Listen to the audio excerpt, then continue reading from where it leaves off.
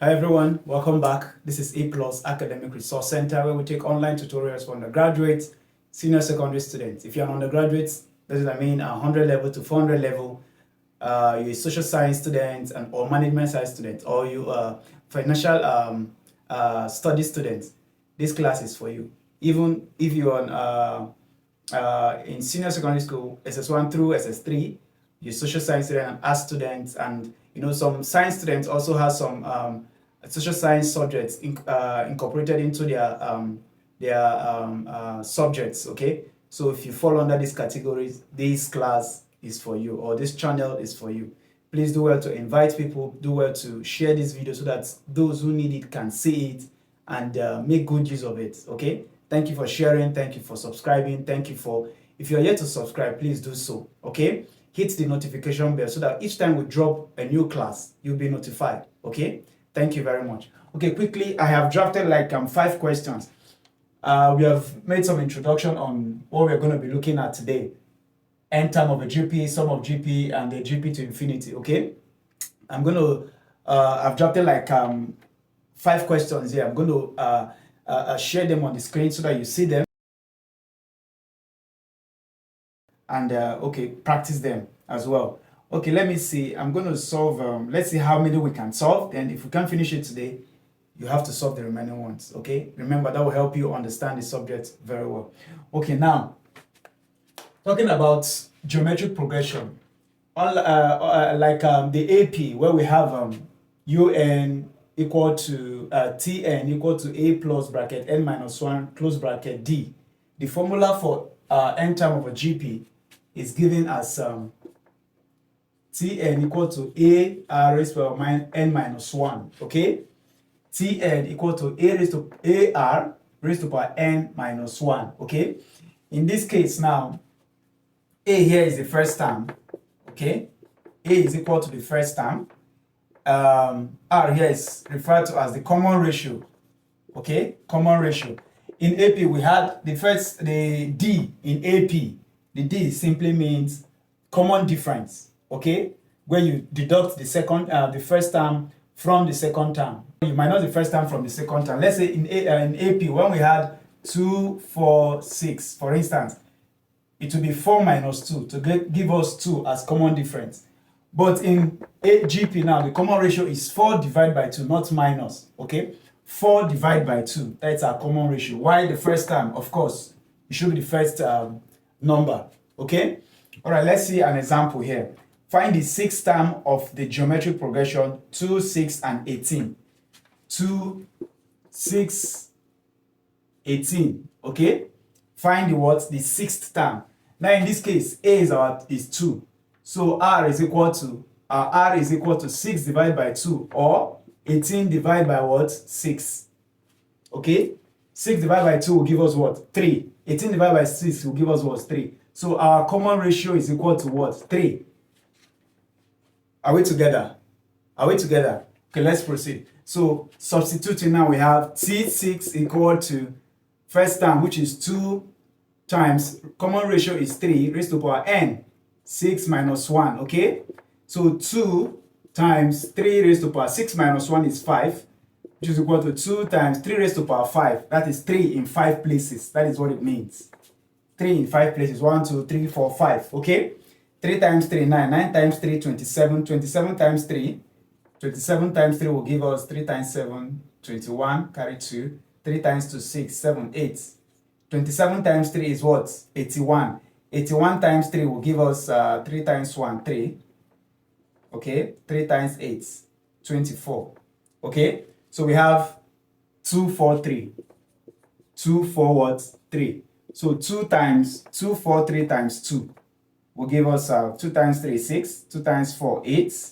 Okay, 2 times 2, 4. 4, 8, 6. Therefore, the 6th term in the geometric progression is what? 486. Are we together? Okay, so this is basically how to solve for GP. Okay, let's see how we can solve.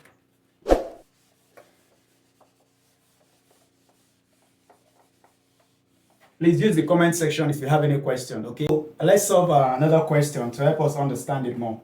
Now, number 2 said the third and fifth term of a GP are 25 and 100 respectively. Find the seventh term of the GP. Okay, so let's use our formula. We have Tn equal to ARn minus 1. Okay, so the third and fifth term of a geometric progression are 25 and 100. So this one will have AR 3 minus 1 equal to 25. Okay, do you understand? So AR square equal to 25. Let's call this equation 1.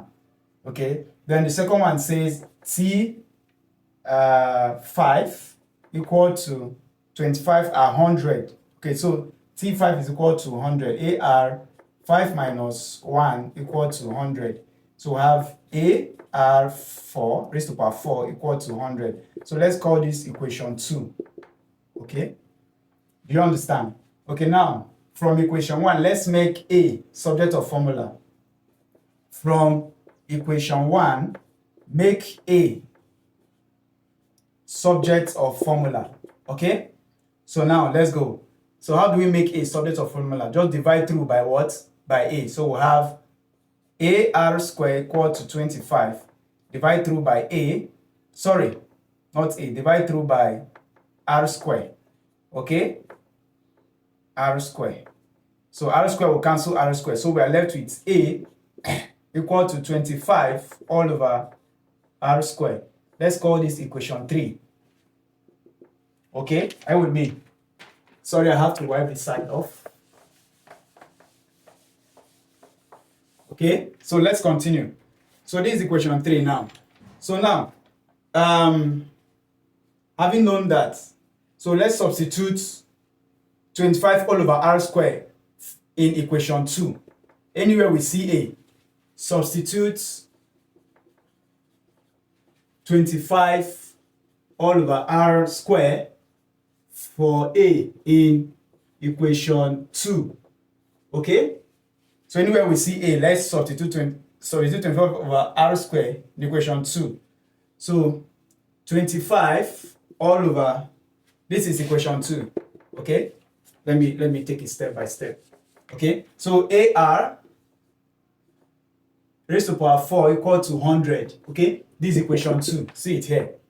Are we together? So let's substitute this figure. Anywhere we see A, substitute this since A is equal to this. So 25 all over R square. Am I too fast? Am I fast? Okay, let me slow down a bit.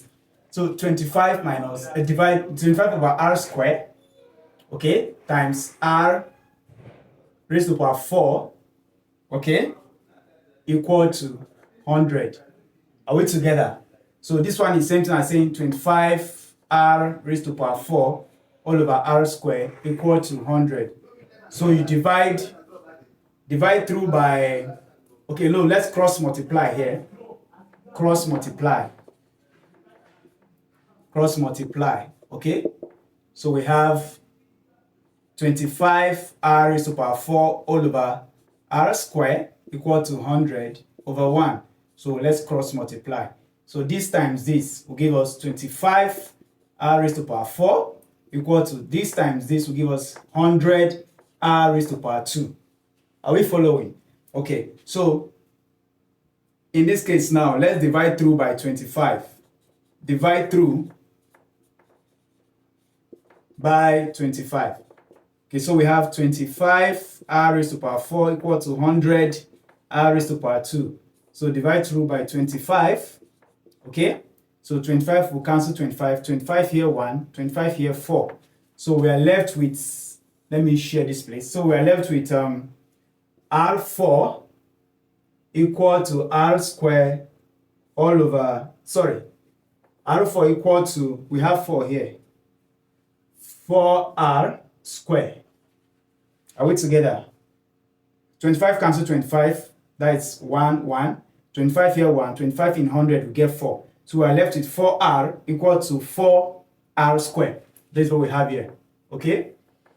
So in this case now, divide through by what? Divide by 4. Divide through by 4. Divide through by what? By 4. So we have R square equal to 4R square. R raised to power 4, sorry. So divide by 4, divide through by r square. Okay, r square. Divide through by r square. So we have r square, we have r square. Okay, so r square will cancel r square. So we are left with r square all over r4, okay, all over r square equal to 4. Okay, in this case now, applying the laws of indices. See where the laws of indices comes in now. When you have 3 raised to power 2 divided by 4 raised to power 2, it's something as saying 3, okay, raised to power 2 minus, sorry, this 3, this should be 3. Let's say 4. If the bases are the same and it's a division sign, so 3 raised to power 2 minus 4. When the bases are the same, bring one of them down, then minus the power. That's what we're going to do here now. This is divide. So r raised to power 4 minus 2 equal to 4. Okay? So r raised to power 4 minus 2 will give us 4 minus 2 is 2 equal to 4. Okay? So let me clean this part. Okay? Are we following? Okay, so r square equal to 4. So you take the roots, the square root of both sides. Okay? Take the square roots of both sides. Take the square roots of both sides. Okay? So we have square root of r square equal to square root of 4. Okay? This will cancel this. So r is equal to square root of 4 is what? 2. Sorry. Square root of 4 is 2. Are we together? So our common ratio is 2. But we don't know what a is. Okay? We don't know what the first term is. So in our equation 3, where we had 25 equal to r square, equation 3. So let's substitute r for equation 3. So substitute 2 for r in equation 3. Okay? So equation 3 was a equal to 25 all over r squared. These are equation 3, if you remember where I just wiped off. Okay, so a is equal to 25 all over r is 2 raised to power 2. So 25 all over 2 raised to power 2 is 4. So a is equal to 25 over 4. Okay, but the question says find the 7th term. That's our question. So we have established our r and our a. So let's know what the 7th term is. Okay. So the 7th term will be T7 equal to a r n minus 1. So we know what this a stands for now and the r. So T7 is equal to a is 25 over 4. R is what? 2 times 2. Then n is 7 minus 1, which is equal to 25 over 4, okay, times 2 raised to power 7 minus 1 is 6. Okay, so 2 raised to power 6. 2 raised to power 6. Are you with me? Okay. 2 raised to power 6 will give us 64. So 25 all over 4 times 64. Okay, let's see. Can we divide 4 here, 1, 24. Okay, 4 can go in 64. 4 here, 1. 4 in 64, you get 1, remember 2 in 24, you get 6.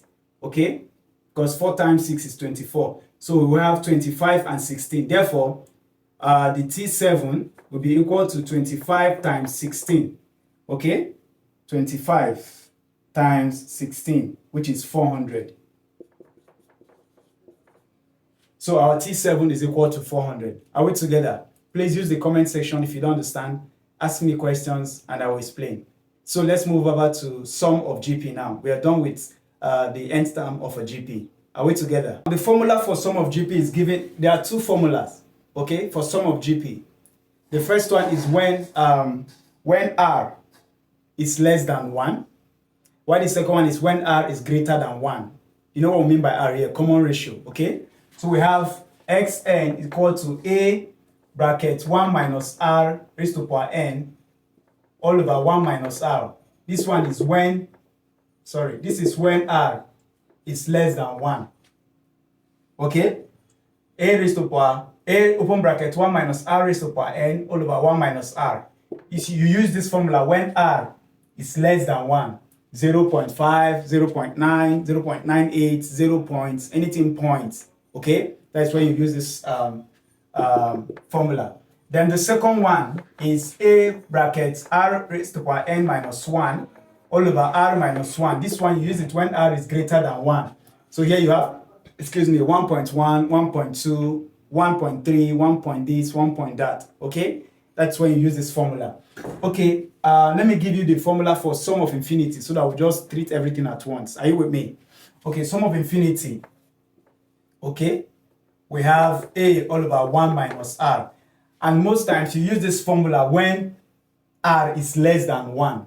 If r is less than 1, that is when you preferably use this formula for sum of infinity. So I have like, I have two questions on the sum, sum of GP, okay? So now, what you will do for me, I will solve one question to illustrate this sum of GP. Then this sum of infinity, the question is there. So it's a straightforward thing. This is your first term, this is your common ratio. So just substitute what you have on the question there to give you your answer, okay? All right, let's go. So find the sum of the first 6 terms. Find the sum of the first 6 terms of 1 over 8, 1 over 4, and 1 over 2. In this case, what is our first term here? First of all, let's treat that out. Our first term is 1 over 8. What is our common ratio? What is our common ratio? How did I tell you? What did I tell you on how to get your common ratio? The second term divided by the first term, or the third term divided by the what? The second term. So common ratio here will be 1 over 4 divided by 1 over 8. Okay? So 1 over 4, this sign will change to times so that the denominator of the right hand side and the numerator will change as well over 1. Okay? So 4 here 1, 4 here 2. So r is equal to 2. You see now, our common ratio is what? 2. So therefore, which of the formulas are we using? Okay? When r is greater than 1. So 2 is greater than 1. So this is the one we're using. So let's substitute immediately. So a, 1 over 8, okay? Open brackets, r, which is 2, raised to power n is what? What is our n? First 6 terms, okay? Minus 1 over r is 2 minus 1, okay? So xn or s6 is equal to 1 over 8, okay? Open bracket, 2 raised to power 6. That is 2 in 6 places. 1, 2, 3, 4, 5, 6. Okay? 2 times 2, 4, 4 times 2, 8. 8 times 2, 16. 16 times 2, 32. 32 times 2 is what? 64. 64 minus 1 all over 2 minus 1 is 1. Are we together? So xn is equal to 1 over 8. Open bracket. 64 minus 1 will give us 63. Okay? Are we together?